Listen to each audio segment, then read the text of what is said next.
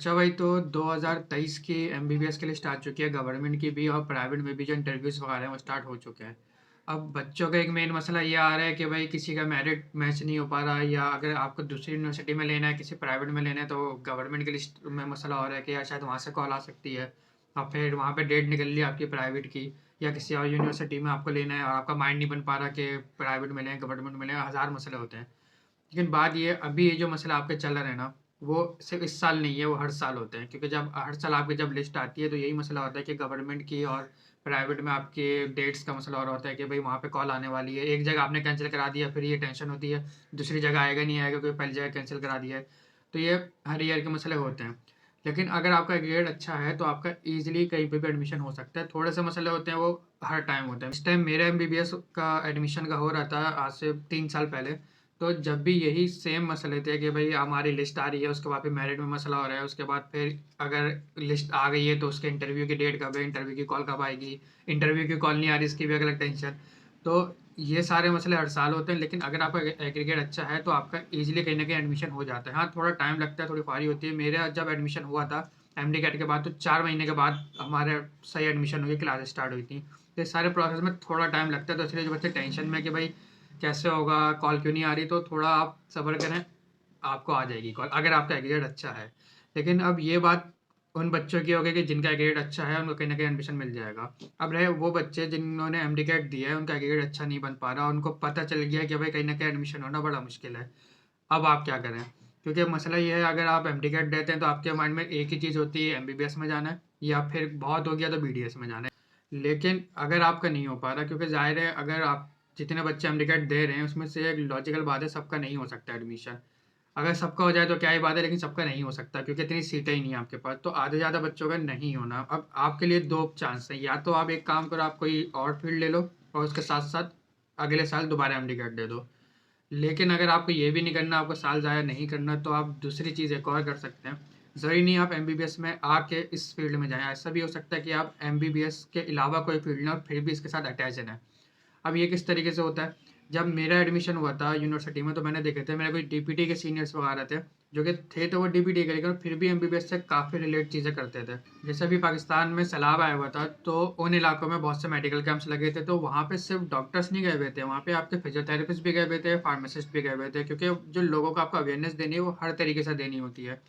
तो ये आपके ऊपर डिपेंड है। अगर आप वाक़ई कुछ करना चाहते हो, अपने गोल्स अचीव करना चाहते हो, ज़रूरी नहीं है आप एमबीबीएस में ही आके करो।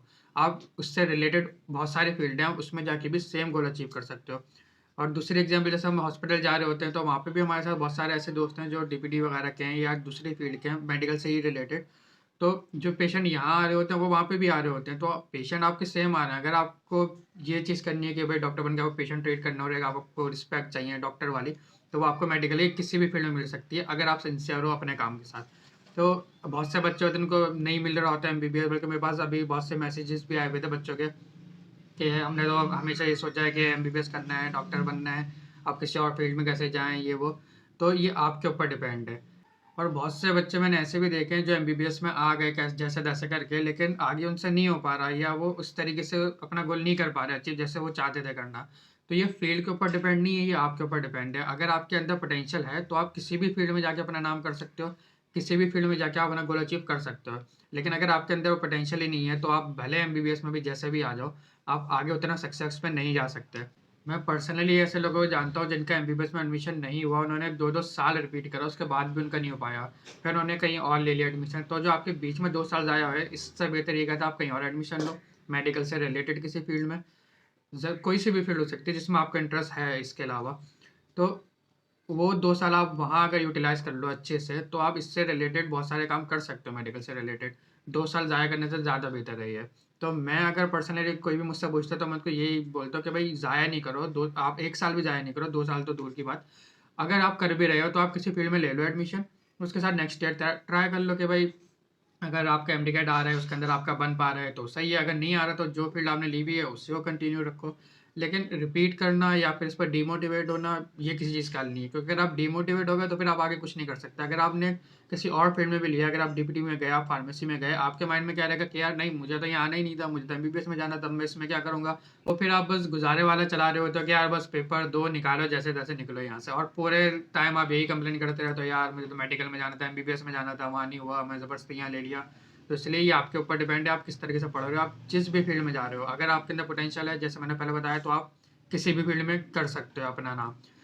तो बात ये है, अगर आपका हो जाए, ज़ाहिर है पहले कोशिश ये करो कि आपका एमबीबीएस में हो। अगर आपने अच्छी तैयारी करी है, अगर नहीं करी, कोई भी वजह हो सकती है, अगर आपका नाम नहीं आ रहा तो डीमोटिवेट नहीं होना है। आपके पास बहुत सारे चांसेस है, आगे आप हज़ारों फील्ड में जा सकते हो, और ये आपके ऊपर डिपेंड है आप किस तरीके से उस फील्ड में जाके काम करते हो। अगर आपके अंदर नहीं है, आप नहीं कर सकते काम, तो आप वो एमबीबीएस में भी नहीं करोगे। तो इसलिए ये एक बहाना होता है, लोग सोच रहे होते हैं कि यार नहीं, इस फील्ड में नहीं मिला, अब तो आगे कुछ नहीं हो सकता। तो ये आपके ऊपर डिपेंड है। तो जिन बच्चों का नाम इस साल आ गया है एमबीबीएस की लिस्ट में, उनको कांग्रेट्स, और जिनका भी नहीं आया है, जो वेट कर रहे हैं, उनको गुड लक। और इसके अलावा कोई भी अगर क्वेरीज हो, बहुत से बच्चों के मैसेज आते भी हैं, तो मेरे यहाँ इंस्टा भी मेंशन होगा और साथ में फेसबुक भी, आप उस पर मैसेज करके पूछ सकते हैं। क्योंकि ज़ाहिर है गाइडेंस नहीं होती, सबसे बड़ा मसला ये भी है हमारे यहाँ कि गाइडेंस नहीं होती है, बच्चों को समझ ही नहीं आ रहा होता क्या करना है। तो आप मैसेज कर दिए, इस पर मैं आपको बता दूंगा जो भी आपसे रिलेटेड चीज़ें होंगी, आपके एग्रीगेट से रिलेटेड। और मिलते हैं इंशाल्लाह नेक्स्ट वीडियो में।